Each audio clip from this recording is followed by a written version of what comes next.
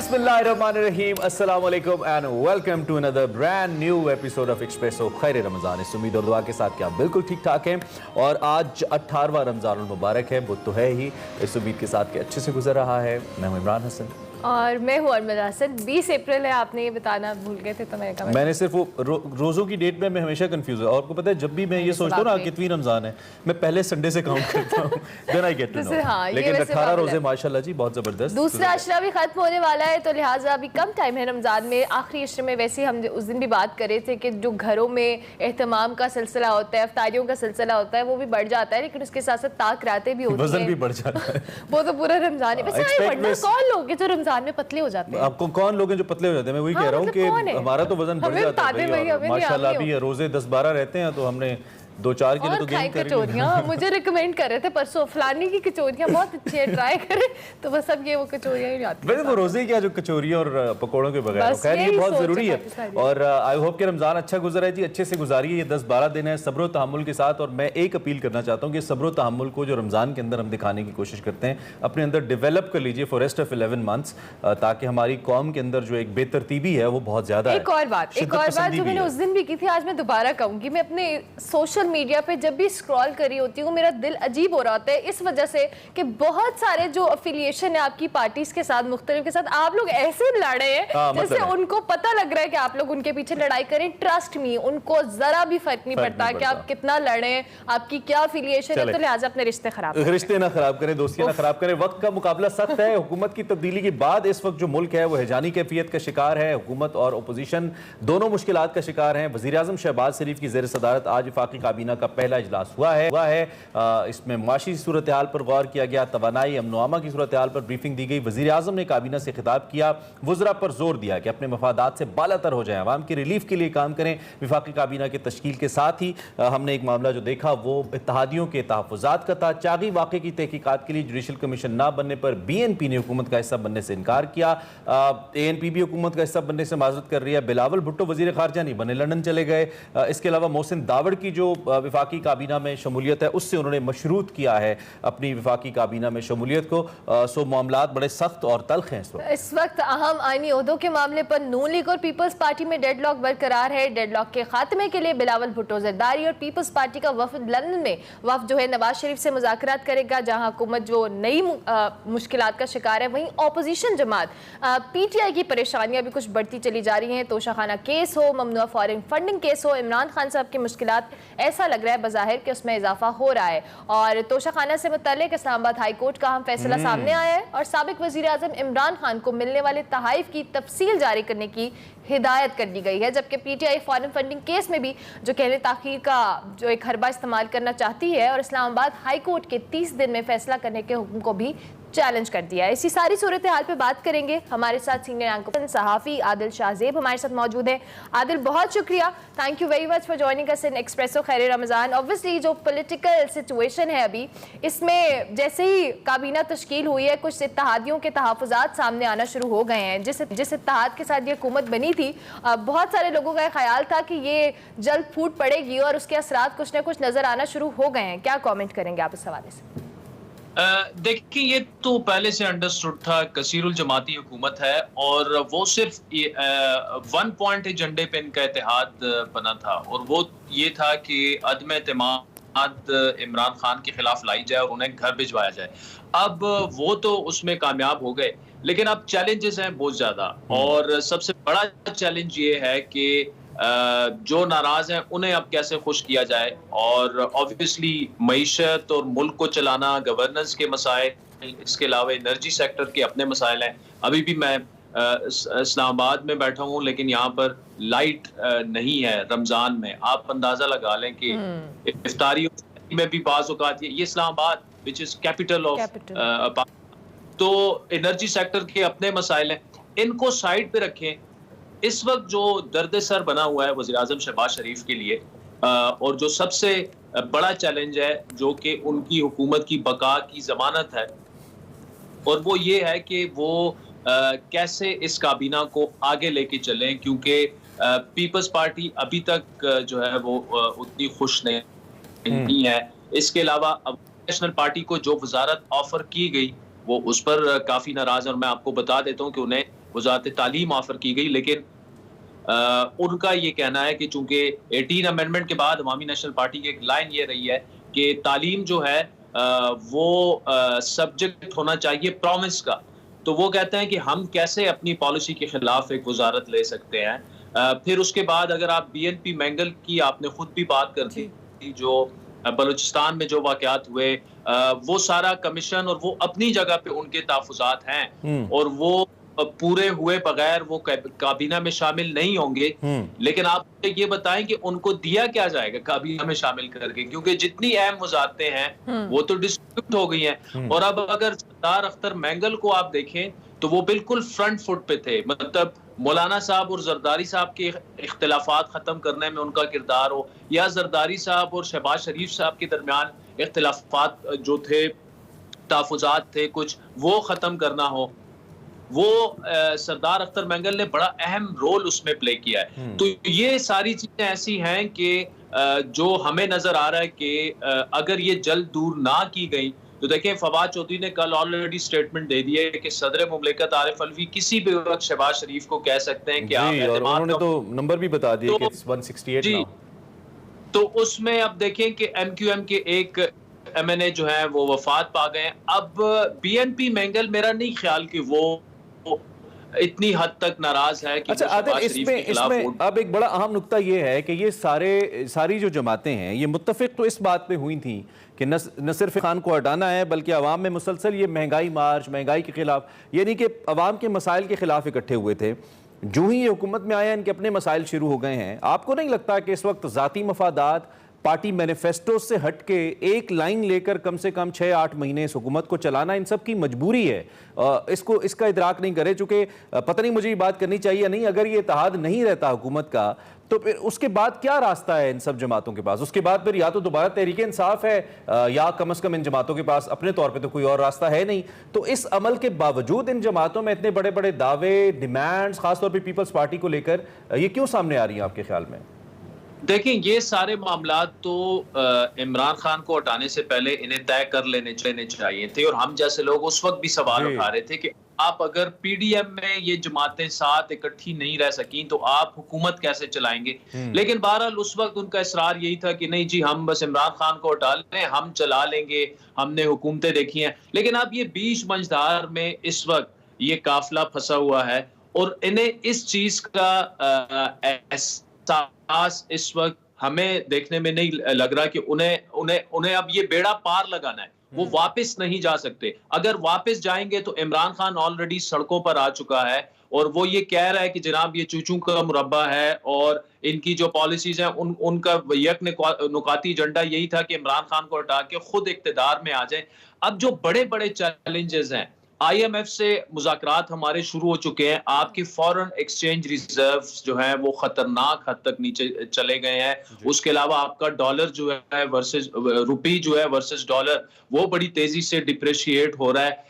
फिर आपके जो एनर्जी सेक्टर के मसाइल हैं, गैस आपके पास आपके मुल्क में खत्म हो चुकी है, बिजली की कीमतें अब आपने बढ़ानी है, IMF ने जो आपको नए टैक्सेस का हदफ देना है वो आपने अवाम की जेब से निकालना है। ये वो असल मसाइल हैं जिनकी जानिब इस गवर्नमेंट को तवज्जो देनी है, और उनके पास ऑप्शन भी कोई नहीं है, कोई आके इनको नहीं बचाएगा। अब अगर ये फैसला भी ये करते हैं कि जी हमने 2-3 महीने के अंदर अंदर इलेक्टोरल रिफॉर्म्स करके और इलेक्शंस में चले जाना है, लेकिन आप अवाम आपको अच्छा एक बड़ी अहम इसमें जो नुक्ता है वो सदर मुमलिकत आरिफ अलवी की मौजूदगी है। कोई भी रिफॉर्म आप कर लें, कोई भी बिल आप लेके चले जाएं, जब तक आरिफ अलवी साहब उस पर सिग्नेचर नहीं करेंगे, अगरचे कि उनके पास भी एक लिमिटेड टाइम होगा, लेकिन वो हर चीज को कम से कम 25 दिन तो खींच सकते हैं, 15 दिन, 10 दिन, महीना तो खींच सकते हैं। और अगर 25 दिन खींचने के बाद भी किसी लॉ के ऊपर वो साइन नहीं करते तो फिर वो अदालत में जाएगा, अदालत ने भी अपना वक्त लेना है। और इस हुकूमत के पास ऐसा लगता है कि वो जैसे टिक टिक एक घड़ी चल रही है, और किसी ने बड़ा खूब कहा था कि कुछ ऐसी माइंस बिछा दी गई हैं जिनसे बच के भी चलना है और मंजिल भी तय करनी है, तो टाइम बहुत कम होगा। तो आपको नहीं लगता कि एक बहुत बड़े वबाल गले में डाल बैठे हैं इस वक्त साबका अपोजिशन और मौजूदा हुकूमत? टाइम जो है इनके पास कम है, और लेकिन ये जो मसाइल हैं ये इनको पहले से इसका इदराक था, इनको पता था कि हमें किस हालत में गवर्नमेंट मिल रही है, तो इनकी पूरी तैयारी होनी चाहिए थी। जहां तक आरिफ अलवी साहब का ताल्लुक है, मेरा ख्याल है वो ज्यादती कर रहे हैं। उनको सीधा सीधा जो है वो खुद ही मनसब इसलिए छोड़ देना चाहिए कि ऐसे नहीं होता। जो आपके आईनी देखें, इससे पहले ममनून हुसैन साहब भी प्रेसिडेंट थे, मुस्लिम लीग नून से उनका ताल्लुक था, लेकिन उन्होंने तो इमरान खान साहब से हलफ लिया। तो इनको भी ये जो कुछ हमारी जमहूरी पार्लिमानी अक़दार हैं, जो आरिफ अलवी साहब के अपने जो उनका आईनी किरदार है, वो उन्हें अदा करना चाहिए। और वो अगर अदा नहीं करना चाहते, फिर मेरा ख्याल है कि देखिए ये मुल्क का नुकसान है। इससे पहले जो कासिम सूरी साहब ने किया और 6-7 दिनों का हमने डेडलॉक देखा, जो मुल्क का हशर हुआ, we've become laughing stock in the world. इस मुल्क में ना आइन है ना कानून है, सुप्रीम कोर्ट को मुदाखलत करनी पड़ी और फैसला देना पड़ा। फिर उसके बाद अभी जो पंजाब में हो रहा है, ये बिल्कुल मजाक है। मतलब एक जमहूरी तरीके से अगर आप पर अदम एतमाद हो चुका है तो आप आराम से घर चले जाएं। हम तो देखें, हम तो साफी हैं, हमारा काम अब ये है कि शहबाज शरीफ साहब की गवर्नमेंट जो आई है उन पर तनकीद शुरू कर दें, उन पर सवालात उठाना शुरू कर दें। लेकिन ये शायद मुल्क की इस वक्त वाहिद पोजीशन है तहरीक इंसाफ कि हमें उन पर ज्यादा तनकीद करनी पड़ रही है उनके रवैये की वजह से, जलसों में जिस किस्म के रवैये अपनाए जा रहे हैं। अब देखिए, अमरीकी साजिश का भांडा जो था वो तो फूट चुका है बीच चौराहे में। अब आपको आगे जाना है, अब आपको अवाम को ये कहना है कि जनाब हमने 3.5 सालों में ये हमारी परफॉर्मेंस रही है और इसी बुनियाद पर आपको वोट मिलेंगे। देखिए, तहरीक इंसाफ की अगर आप बात करें, उनका कोर सपोर्टर तो इंटैक्ट है, लेकिन उनका कोर सपोर्टर 2013 में भी इंटैक्ट था। और 2013 में आपको पता होगा कि कितनी नशिस्तें मिली थी तहरीक इंसाफ को। वो वोटर जो कारकर्दगी की बुनियाद पर वोट देता है, या वो वोटर जो कि एक नया पाकिस्तान आज भी चाहता है, मेरा जाती ख्याल ये कि वो इमरान खान से वो वोटर दूर चला गया है इस वक्त। तो इमरान खान साहब को भी अपना बयानिया बनाना होगा, लेकिन साथ में ये जो इनका कॉन्डक्ट है, अभी भी गवर्नर पंजाब जिस तरह का रोल प्ले कर रहे हैं या सदर मुमलिकत आरिफ अलवी प्ले कर रहे हैं, दिस इज वेरी अनफॉर्चुनेट। ये मुल्क को इस बात की जिक्र किया कि ये जो रोल है अभी उस तरह से अपनी आईनी किरदार नहीं निभा रहे सदर साहब की बात। आज प्राइम मिनिस्टर और प्रेसिडेंट आरिफ अलवी की मुलाकात होने वाली है, गवर्नर की तैनाती के हवाले से भी कुछ मामला तय होंगे। क्या आपको लगता है कि जो मुलाकात है इसका कोई प्रोडक्टिव रिजल्ट आ सकता है? जो अभी समरीज का मामला चल रहा था, फिर तैनाती का मामला चल रहा था। देखिए, मुझे इसलिए कोई हल होता नजर नहीं आ रहा क्योंकि आरिफ अलवी साहब वो बिल्कुल क्लियरली हमें लग रहा है कि वो अपने कायद तहरीक इंसाफ के इमरान खान की बात सुन रहे हैं। और हमने इमरान खान को देखा कि आखिरी वक्त तक, रात 12 बजे तक उन्होंने इजलास नहीं होने दिया जब तक सुप्रीम कोर्ट का दरवाजा नहीं खुला, वोटिंग उन्होंने नहीं होने दी। तो मतलब ना उन्हें आइन की परवाह है, ना उन्हें कानून की परवाह है। और फिर वो ये सवाल करते हैं कि जनाब क्यों आपने 12 बजे अदालतें खोली? तो अगर आप 12 बजे तक वोटिंग नहीं होने देंगे, अगर आप आइन और कानून को पामाल करेंगे तो फिर अदालतें। Adil, on a lighter note, आज आपके ख्याल में आरिफ अलवी साहब का जो मुंह का या दांत का दर्द है वो ठीक हो गया होगा? क्योंकि परवेज इलाही साहब की तो टूटी हुई बाजू 3 दिन में ठीक हो गई, तो क्या इनको भी तकलीफ दूर हो गई होगी जो मिल लेंगे आज शहबाज शरीफ से बतौर प्राइम मिनिस्टर? देखिए, अगर मुलाकात तय तो मेरे ख्याल में कि उनकी सेहत ठीक ठाक हो गई होगी या ठीक करवा दी गई होगी। हमारे मुल्क में कुछ डॉक्टर्स ऐसे हैं कि जिनके हाथ में जादू है, वो करवा दी जाती है। तो शायद एक रेड लाइन आ गई हो कि डॉक्टर साहिबान ने जो है वो एक आखिर में जरा सबसे अहम जो मामला है, जो पीटीआई के सर पे लटकती तलवार है, तोशा खाना केस, जिसमें इमरान खान साहब पे इल्जाम है कि उन्होंने सरकारी तोहफे जो उनको मिले बतौर हेड ऑफ स्टेट उन्होंने लेके बेच दिए और उन पैसों को इस्तेमाल किया। और ममनुआ फॉरेन फंडिंग केस 2002 के पार्टी एक्ट के तहत तहरीक इंसाफ पे इल्जाम है कि उन्होंने बाहर से फंडिंग ली है जो कि पाकिस्तान के आइन और कानून के खिलाफ है और ये पार्टी कलदम भी हो सकती है इस इल्जाम के साबित होने पर। इसके बारे में आप क्या कहेंगे? समाअत भी हो रही है और कुछ दिनों में फैसला मुतवक्के। देखिए, आज बड़े अहम रिमार्क्स सामने आए हैं। अगर तो इमरान खान साहब को अभी तो ऑब्वियसली अगर इस्लामाबाद हाई कोर्ट के अहकामात हैं तो उन्हें शो करना पड़ेगा, डिक्लेयर करना पड़ेगा कि क्या क्या चीजें तोशा खाना से किस किस कीमत पर उठाई गई हैं। मेरा अपना ख्याल ये है कि ये अभी फिलहाल तो उसे खबर ही कहेंगे। ये जो मुबैना स्कैंडल है ये बहुत ज्यादा डैमेजिंग साबित होगा इमरान खान के लिए, क्योंकि वो हाई मॉरल ग्राउंड लेके सियासत करते हैं और ये कहते हैं कि जी जो आज भी ये मिसाल दी जाती है वो जो भी है वो इनकेपेबल होगा बतौर प्राइम मिनिस्टर लेकिन वो करप्ट नहीं है। मेरे ख्याल में इस स्कैंडल में इतना मवाद है कि वो ये हमें साबित कर सकता है कि इमरान खान है वो मॉरली उन्हें कम से कम ऐसे कुछ फैसले नहीं करने चाहिए थे, क्योंकि देखिए इन्हीं की गवर्नमेंट में नवाज शरीफ, आसिफ जरदारी और यूसुफ रजा गिलानी के खिलाफ इन्हीं चीजों की वजह से इन्हीं की गवर्नमेंट ने तोशा खाना केस जिस तरह से उसको परसू किया, वो सारा हमारे अब उसमें 20 seconds Shahzeb ji different point of view है। एक तो ये है कि इन्होंने ये तोहफे सारे हुकूमत के अवाइल में पहले 2-3 महीनों में खरीदे, क्योंकि आपको सरबराहान मुमलिकत जो हैं वो आपको जैसे ही आप हुक्मरान बनते हैं, वजीर आजम, सदर, तो आपको उसी वक्त ज्यादातर ये तोहफे तहफ दिए जाते हैं। इन्होंने 15 से 20% रकम दे के ये तोहफे खरीदे और उसके फौरन बाद वो रकम इन्होंने चेंज करके 50% कर दी। एक तो यहाँ पे मतलब मेरा इतराज कॉन्ट्रडिक्शन है। टाइम मेरा खत्म हो गया। Adil, thank you very much for joining us and for your analysis. Almost over, लेकिन आपसे बात होती रहेगी। आदिल शाहजेब साहब का तबसरा आप सुन रहे थे। सारी सूरत हाल के ऊपर आपको आगाह करते रहेंगे। ब्रेक के बाद फिर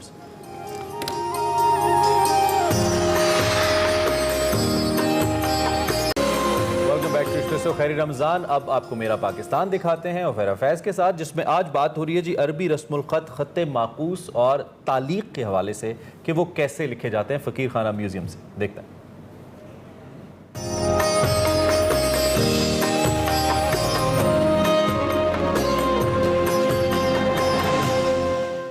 अस्सलामु अलैकुम नाज़रीन, इस माह रमज़ान में रहमतों और बरकतों का सिलसिला जारी है और हम आपको फ़कीर खाना म्यूज़ियम में मौजूद सदियों पुरानी इस्लामी नवादरात दिखा रहे हैं। अस्सलामु अलैकुम फ़कीर साहब, कैसे हैं आप? अल्हम्दुलिल्लाह, शुक्र अल्हम्दुलिल्लाह। फ़कीर साहब, आज तक जितने सेगमेंट्स मैंने किए हैं आपके साथ, मुझे और मेरे नाजरीन को बहुत कुछ जानने का मौका मिला है। आज कोई अनोखी बात बताएं। आज मैं आपको एक बड़े मज़े की एक बात सुनाता हूँ। ज़रूर। वो बात कुछ ऐसी है कि हमारे खतात अक्सर खतात दाहिने हाथ से लिखते थे और इब्न बुकला का आपको वो याद है कहानी, बिल्कुल, उसका दाहिना हाथ कटवा दिया गया था और उसके बाद उन्होंने बाएं हाथ से लिखना शुरू कर दिया। बिल्कुल। तो हमारे खतातों ने दाएं हाथ से लिखना और बाएं हाथ से लिखने में जब महारत हासिल कर ली, जिस तरह की खताती दाएं हाथ से लिखते थे इसी तरह की खताती बाएं हाथ से लिखते थे। तो क्या वो बैक वक्त दोनों हाथों से खताती करते थे? बिल्कुल सही फरमाया। उसको कहते हैं खते मौकूस, यानी कि शीशा, मिरर इमेज। तो जब दाएं हाथ से लिखते थे और फिर बाएं हाथ से लिखते थे, right to left, right to left, right to left, और जब ये दोनों खत इतने मजबूत हो जाते थे कोई ये बता नहीं सकता था कि दाएं हाथ से कौन सा लिखा है और बाएं हाथ से कौन सा लिखा है। अच्छा। अक्सर देखे ये लिखते थे बिस्मिल्लाहिर्रहमान रहीम। अच्छा, मतलब उनकी डायरेक्शन राइट टू लेफ्ट हुआ करती थी। राइट टू लेफ्ट होती थी। ठीक है। अच्छा, फिर आगे अपने स्किल्स को मजीद बेहतर करने के लिए वो अक्सर ये करते थे कि साइमल्टेनियसली कलम को दो हाथ में भिगोते थे, स्याही में भिगोते थे और लिखते थे इस तरह, बिस्मिल्लाहिर्रहमानिर्रहीम।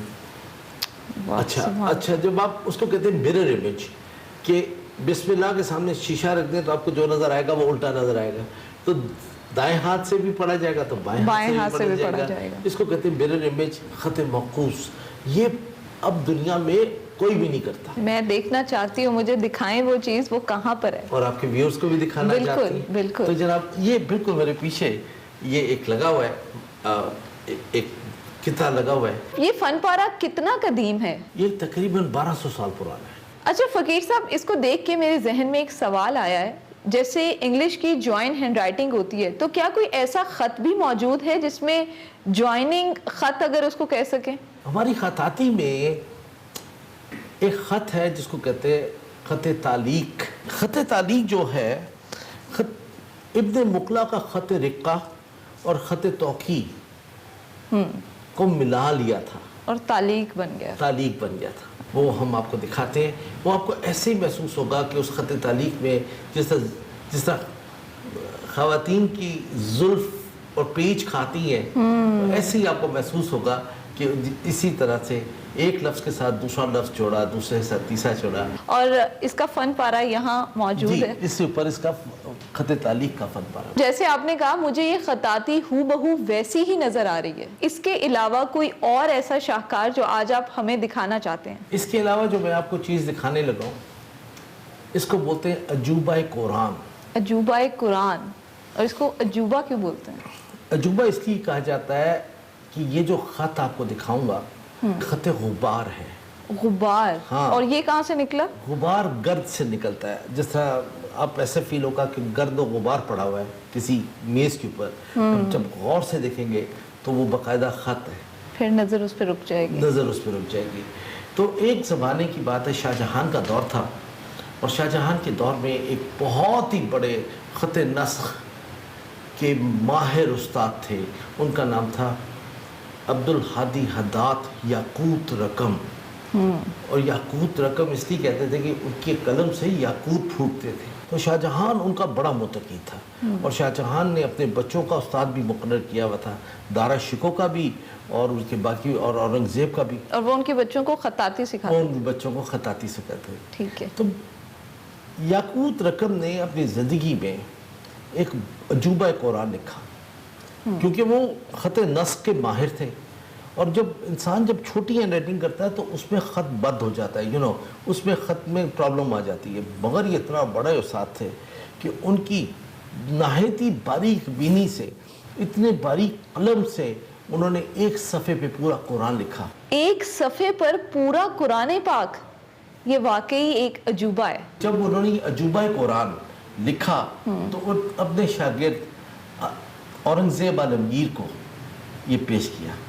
औरंगजेब आलमगीर के दौर में ये कुरान लाहौर में रहा, उन लाहौर के कला में मौजूद था, उसके तोशाखाना में मौजूद था। अच्छा, जब सिख दौर आया, जब महाराजा रंजीत सिंह का दौर आया 1799 के बाद, तो एक दिन तोशाखाना की सफाई के दौरान यह कुरान दस्तयाब होता है और इसकी पूरी तारीख लिखी जाती है। इसको महाराजा रंजीत सिंह को दिया गया। शीश महल के ऊपर एक छोटा सा कमरा है। अच्छा, उस कमरे में महाराजा रंजीत सिंह के कुछ सेक्रेट रेलिक्स थे, सिखों की मुकद्दस किताब गुरु ग्रंथ साहब थी और एक ये कुरान था। थैंक यू सो मच फकीर साहब। नाज़रीन, ये था आज का हमारा सेगमेंट। उम्मीद करती हूँ आपको पसंद आया होगा। मुझे दीजिए इजाजत और देखते रहिए Expresso. Welcome back to Expresso. Programme का आखिरी हिस्सा है और इसमें आपकी मुलाकात हमने करवानी है एक ऐसे पाकिस्तानी नौजवान से जिनका जिक्र हमने कुछ दिन पहले किया था।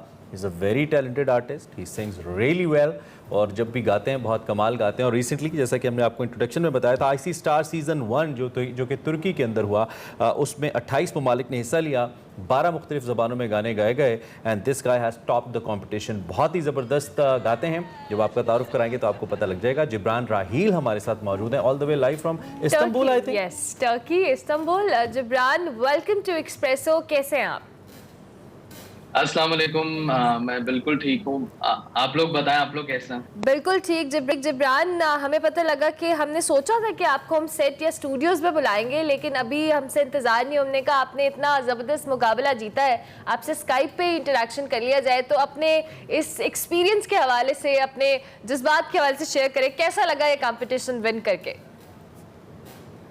बहुत अच्छा, बहुत अच्छी फीलिंग है। और बेस्ट पार्ट ये है इसका कि पाकिस्तान का नाम जो है वो बहुत ज़्यादा लिया गया हर जगह पे। इवन के यहाँ के कुछ न्यूज़पेपर्स में भी उसका जिक्र किया गया और ऑल ओवर द वर्ल्ड जो लोग जिन लोगों ने पार्टिसिपेट किया था जिन कंट्रीज से, वहाँ पे भी इवन अनाउंसमेंट हुई ये सारी।